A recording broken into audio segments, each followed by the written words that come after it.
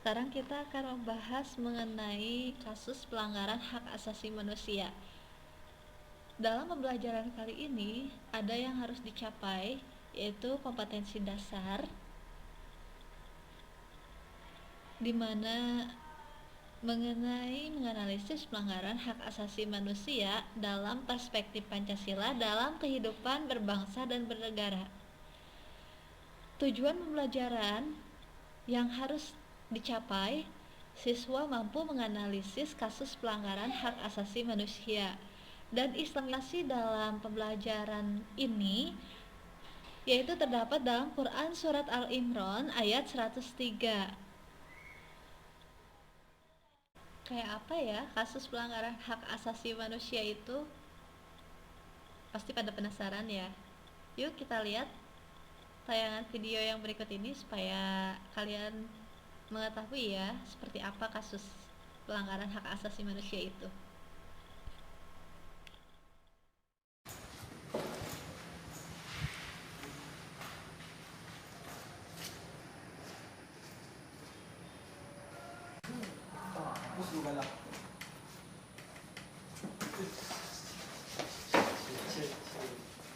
Bang, Ada duit? nggak ada bang, Yakin nggak ada? nggak ada bang. Bisa ya? Apa bang? Diam, kamu diam, Ini apa? Ini apa? Ah, ini 15.000 ini bukan duit? Hah? Uang bang. Uang, dah, kenapa? Lumayan.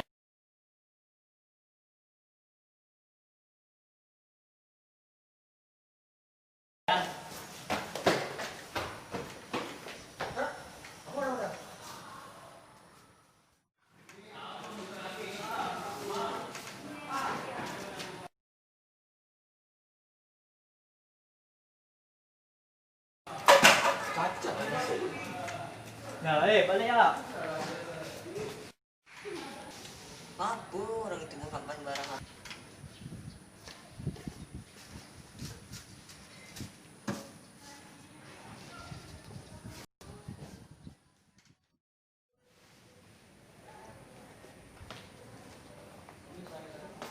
Woi, ini apa mana nggak lihat ah? Lihat, hah?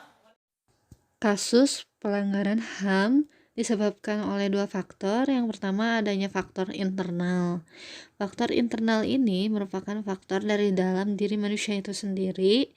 Ada sikap egois, yaitu sikap yang mementingkan diri sendiri dibanding dengan sikap mementingkan kebersamaan. Yang kedua, rendahnya kesadaran hak asasi manusia, di mana masih kurangnya kesadaran pada aturan hukum dan sikap tidak toleran, kurangnya saling menghargai dan juga saling menghormati antara satu sama lain. Yang kedua, faktor eksternal, yaitu faktor dari luar diri manusia yang mendorong seseorang atau sekelompok orang melakukan pelanggaran hak asasi manusia.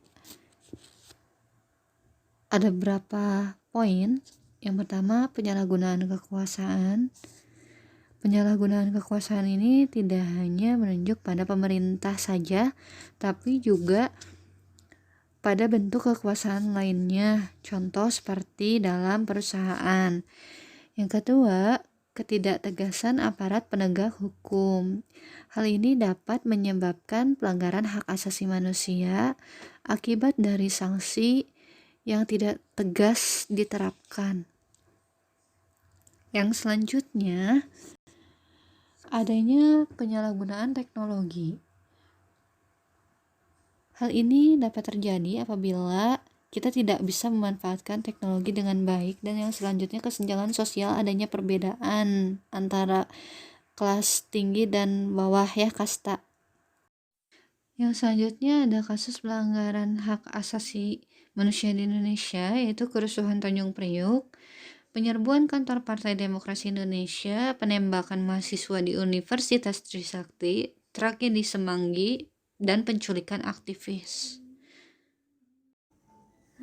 Baik, jadi kesimpulan dari materi ini, sebenarnya kasus pelanggaran hak asasi manusia itu disebabkan oleh dua faktor, yaitu faktor internal dan juga eksternal.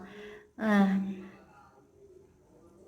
Di antara faktor internal itu sebenarnya ada timbul hal-hal negatif dari dalam diri sendiri, dan faktor eksternalnya timbul dari luar ya, yang mempengaruhi itu tadi.